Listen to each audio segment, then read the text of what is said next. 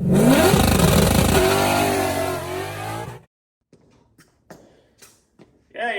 I know. Where you been? What you been doing? Whole lot of nothing. But we do have some good stuff ahead of us. I know I've been kind of slacking on content, mainly because it's just between work and wrenching on cars and going to races and things like that. It's a lot, and this editing stuff takes forever, and trying to do it after hours, sometimes you just get burnt out and you just got to step away for a minute. But going to get back on track. Going to start with this car, and I'm going to feather in some other videos of past events that we had. But for now, you have this car. This is another one in our fleet. This is my car. This is a 2003 Mustang Cobra.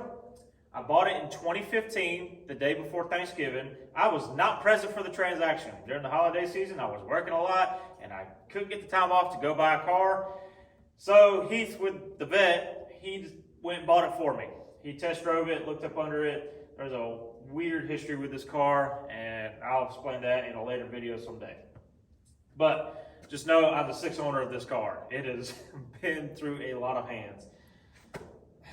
It's a whore, let's just say that. All right, so got this car. It is probably one of the less nice versions. When I bought it, it had a mismatched fender on that side. That was the wrong color, that bumper was. It's got these weird looking side skirts. I did not put those on. Somebody else, I think they're like Savinis or Savinis or however you say it. The back bumper does not have any clear coat, and the spoiler is faded. The back bumper still has no clear coat, and the spoiler is still faded. So I put money other ways or other places in this car versus just aesthetics. So I wanted to get it mechanically sound. And I ain't gonna lie, it's kind of nice having a less nice version because you're not so anal about, all the scratches and things. But I mean, even the mirrors are paint, paint is peeling on it. So, but I've had a lot of fun with this car. When I bought the car, it had a top pulley only eaten on it, unported. It had the stock fuel system. It had just a diff brace, and it was tuned by Fastlane Motorsport. And I think that was about it. There wasn't anything on this car. I mean, it had a spec stage 2 clutch in it, which was garbage. I do not recommend buying one of those. I put a McLeod Street Extreme in it. This was actually the car that brought me and Zach together. Zach was up in Birmingham, Alabama, which is north, and I was in South Alabama. We're about 4.5 hours apart. And this car allowed me to go around the Southeast traveling at different racetracks, and that's how I met Zach. Zach had an SN95 that he raced at a no prep night with me, and me and him had 2 runs in. We pitted next to each other, and then we didn't talk for ever. We became friends on Facebook, didn't talk at all on Facebook, and we just kind of it was just kind of a person in the background that you saw or post every now and again. So years later, he ended up moving down here where I live at, and we became good friends then. And he kind of got drafted into the whole team, and that's kind of that story. So been a really great asset. But this was a car that allowed me to meet new people, and that's how I met Heath. And I met Heath before then, but this allowed me to kind of get to know him a little bit better. I got to meet Greg and Cody and all the rest of the team. So this car has kind of been really good to me and brought me close to a lot of people. But it has been one of the biggest headaches ever. Now, I've shot a bunch of video ahead of time, and I'm going to explain what we did as far as modifications. So, UPR everything underneath it. It is all solid everything underneath it. It's got strange 10-way shocks, viking springs, UPR everything as far as control arms, anti-roll bar, torque boxes, you name it, it's on there. And special thanks to Wesley Evans for helping me out with that transaction to get all these parts. So it's got stock brakes and everything, but this is kind of like a streetable race car. It's not comfortable, but that's the beauty of it. It's not comfortable. I know that sounds weird, but it's nice to have some rattle trap that will kill you and feels like you're fighting for your life and entering the atmosphere when you drive down the road and then everything's shaking. But I have brought this car a long way as far as what it used to be, and I will take it way further than what I intended to. I always said that this car was always going to be an IRS car. It was going to be fun, streetable. I love the butterfly exhaust that's on the back of Cobras, especially when they're polished. You know, all that is pipe dream and is out the window now. So what I'm going to do is I'm going to send you back in time. Here's a couple clips of everything that I put up underneath this car and a little bit of explanation of where I plan to put this car in the future and a little bit about my goals. Today's sponsor is nobody but my damn self, because I'm a peasant who has to pay for all his own parts. Everything that I'm about to unveil out of these boxes and the brands that they represent, none of them are paying me. These are parts that are proven to work, and this channel will be strictly data driven, and we are not going to put out something that doesn't work for all you people, even if they try to pay us. This is a vetted combo that has been proven on all other cars that we have seen on the channel. Some of the brands might be different, but as far as whether they work or not, this is a vetted combo, and I'm about to show you and unveil all this stuff in the box. Here's all what I got. You ready? All right, all these parts in this box I've ordered for the car. I'm a big fan of trying to keep one brand of suspension under the car. I don't like mixing brands. That's just me personally. You can do what you want to. Now, some pieces are made by other brands. That's because the primary brand that I want to keep under this car does not make it. So they make products like it, but it's not the same. So I've ordered a whole bunch of UPR stuff. I've paid for this out of my own pocket. I didn't have any types of, special sponsorships or like half cut discounts or whatnot. I did go through a dealer, which was Mr. Wesley Evan. I'd like to thank him for trying to help me out and get all this stuff ordered. And I'm going to show you everything that comes out of these boxes, and I'm going to explain it one by one. So let me put all this back on the floor and I'll show you what I got.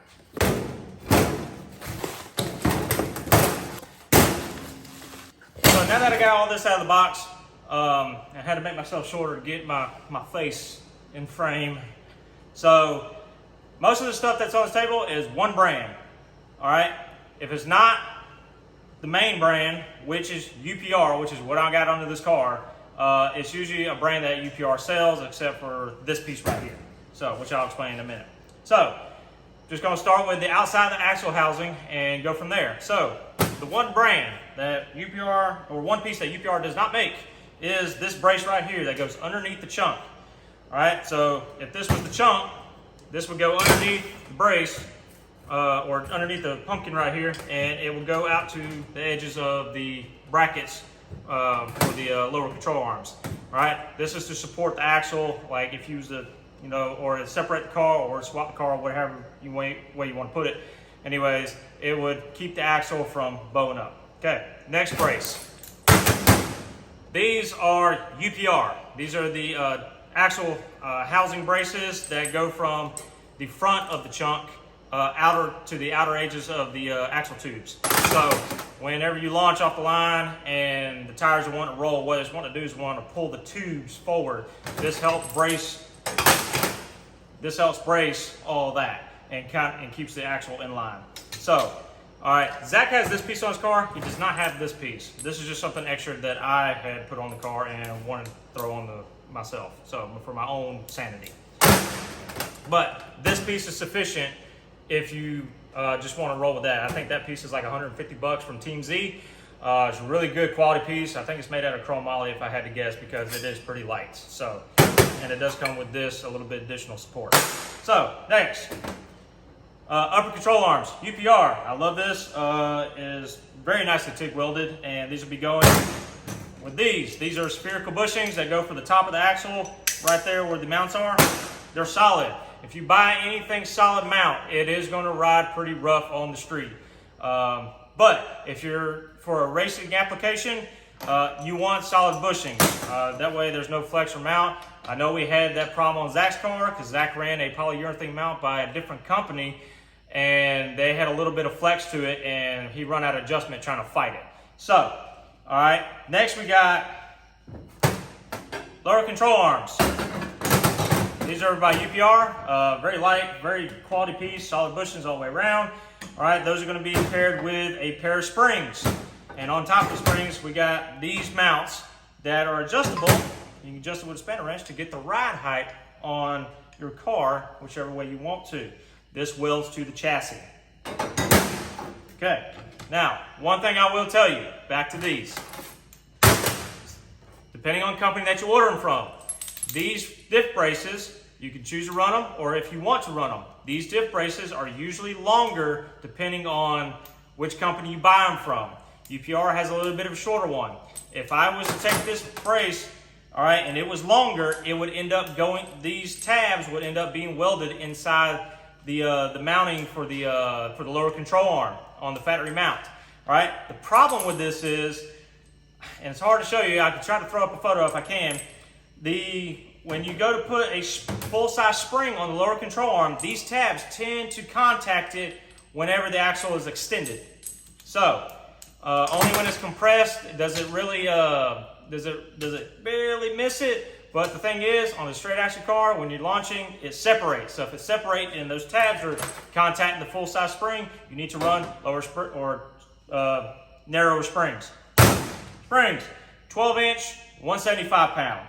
This is what Zach recommended, and these are made by Viking. You can buy these at UPR.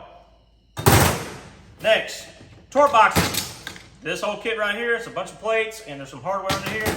You can bolt in the torque boxes to help with the rigidness of the chassis. Because if you got a rowdy combination and it really torques hard coming off the line, you'll tend to warp or flex or end up tearing some of the stock mounting underneath the chassis. So this is to help reinforce this. You can bolt it in. I will be bolting this in, and I will be welding it too because I do not plan for this to come out. So next, let's go with the shocks. So Strange 10 ways. These are on the front of my car. This is a great budget if you're looking to do a solid axle swap. It has a 10-way adjustment for both compression, and it's a single adjustment for both compression and rebound. So it all works out like that. But it's a single adjustment.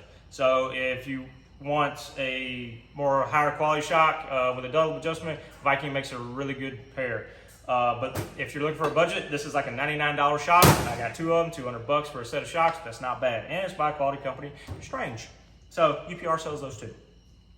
And once again, UPR is not paying me to tell you any of this. All right. I mean, I'm telling you this combo, okay, of what I'm running because I know it works. I know everything works with everything here. And I'm not going to try to like upsell you something just because somebody's paying me on the table. I cannot stress enough that this channel will be strictly data driven. This is what works. Okay, last but not least. Okay, I think this is the last but not least. Anti-roll bar, UPR. This is a heavy piece. Okay, this is a solid bar. I don't know if you can see that far, but it is solid. This is not a tube. The problem we had with some roll bars in the past is that some of the tubes are hollow. There's a little, it's just like a really thick pipe basically. Now, when you start really getting down on the 60-foot, like really down on it, especially on a stick car and stuff like that, the hollow tube will tend to flex a little bit. And it just doesn't have enough rigidness to it to prevent the flex, and you'll run out of adjustment. Those go with these end links right here. So, and there's some tabs somewhere around here that you weld to the outside of the housing on the axle and adjust these. So this is not for street use. This is not for street use. This is a race use product because this ties the chassis and the axle together so there's no roll. If you would have to disconnect this in order to have roll for street use. If you go to take a corner with this attached, you can end up bending something. And those go into these little mounts, which you will weld to the chassis. So, Gucci pieces. These are relocation brackets for the 8.8 housing underneath me. So, you will be cutting part of the stock location mounts for the lower control arms off, and you'll be mounting these. When you want to run radial stuff, you need to take the bar and you need to move it lower. So when you move it lower, you have these different holes and adjustments depending on how radical your combination is or just whatever works. And so that comes in real handy. You can, what you do is you cut off part, I'll show you later on the axle, you'll cut out part of it and then you'll mount this. and then with nuts and bolts. Now, what I will be doing, mounting your nuts and bolts, and I'll be welding it in place. All right, they also come with different little shock mounts. I got multiple holes for adjustments. But this combo is vetted. This works. These are very affordable products and a very high quality product, and a lot of this stuff is lightweight. I know it doesn't seem like it matters, but let's just say you get one of these that weigh about 1.5 pounds more and stuff like that. Now you got 2, now you got 3, now you got a bunch of parts that weigh a little bit extra, and this adds up to like 50 pounds on your car by the time you get done with the whole build. So this is what I use. This is what I'm going to be using. This is what I'm going to be mounting on the car. Now what I will be showing you today is when I am mounting this brace for the underneath the chunk, and I'll be mounting these braces for the axle tubes. So